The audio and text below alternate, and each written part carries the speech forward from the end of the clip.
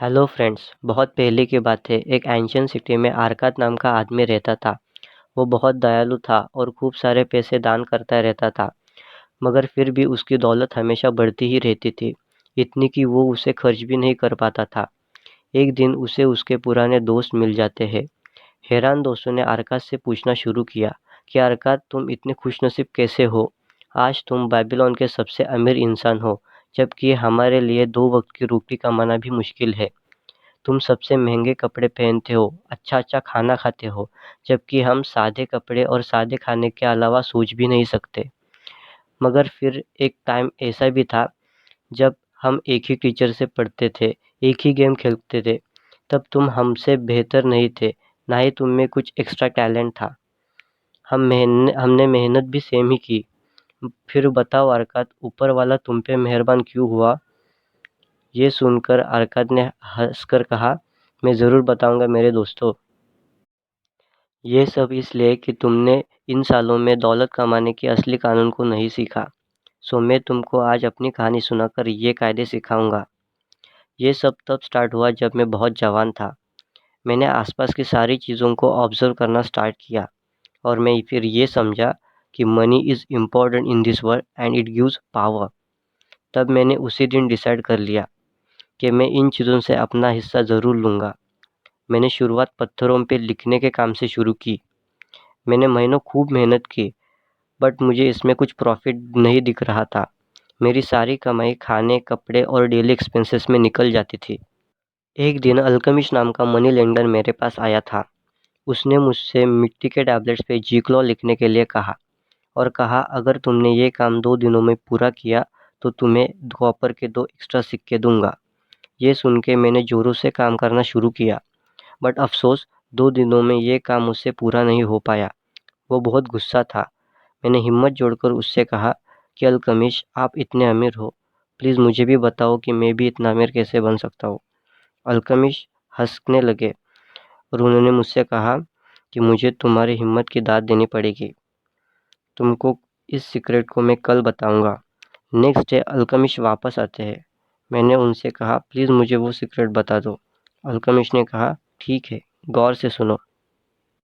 मुझे दौलत कमाने का रास्ता तब मिला जब मैंने डिसाइड किया कि मुझे अपने कमाई का एक हिस्सा खुद को देना चाहिए।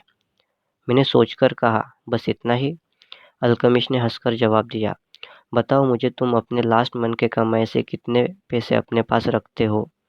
तुम पागल हो अरकात। तुम सबको पे करते हो, बस अपने आप को छोड़कर।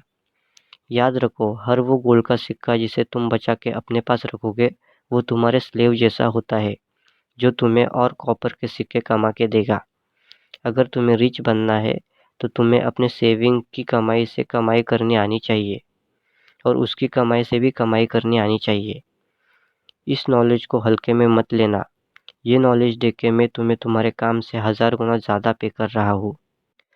पता है अरकात, वेल्थ एक पेड़ जैसा होता है जो कि एक बीज से पैदा होता है। तुम्हारा बचाया हुआ पहला सिक्का वो बीज होगा। तुम्हारी वेल्थ उससे ही बढ़ेगी। तुम्हारे कमाई का 10% अपने पास रखना झाड़ को पानी जैसा होता है, और ये तुम जितना जल्दी स्टार्ट करोगे उतना जल्दी तुम इस पेड़ की छाँव में आराम करोगे। ये बोल के अल्केमिस्ट चले जाते हैं।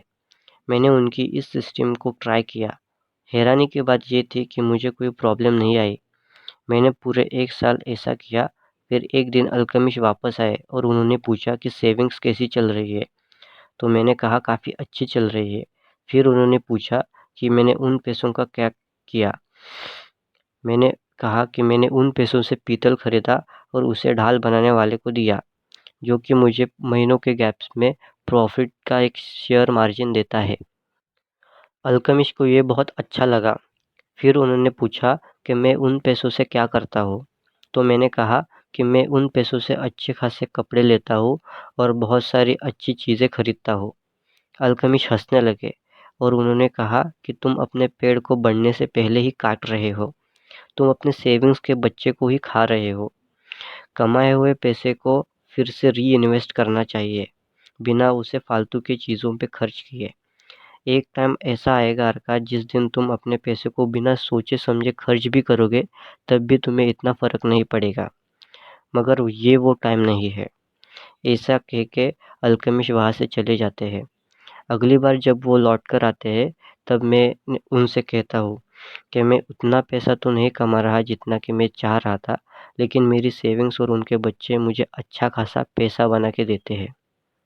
मेरे अमीर बनने के सीक्रेट्स और वेल्थ बनाने के कायदे मैंने सब कुछ तुम्हें इस स्टोरी से बता दिया है, और मैं विश करता हूँ कि तुम लोग भी इस नॉलेज को जल्दी से यूज़ करना सीख जाओगे। सो टू कंक्लूड, हमने इस स्टोरी से 2 की लेसन सीखे। नंबर 1, पे योरसेल्फ फर्स्ट। चाहे जो कुछ भी हो जाए, हमें अपने कमाई का 10% सेव करके खुद के लिए रखना चाहिए, और बाकी बचे 90% से हमारी सारी ज़रूरतों को पूरा करते रहना चाहिए। ये सब हमें तब तक करते रहना चाहिए जब तक हमें इन्वेस्टमेंट के लिए अच्छी अपॉर्चुनिटी ना मिले। Number 2, make your goal work for you. जब हम इन्वेस्टमेंट से अच्छा खासा पैसा बनाना सीख जाएंगे, तब हमें उस प्रॉफिट को फालतू की चीज़ों पे खर्च करने के बजाय उसे री इन्वेस्ट करते रहना चाहिए। हमें ये सब उस स्टेज तक करते रहना चाहिए जब तक हमारे खर्च करने से हमारे कमाई पर कोई असर ना पड़े।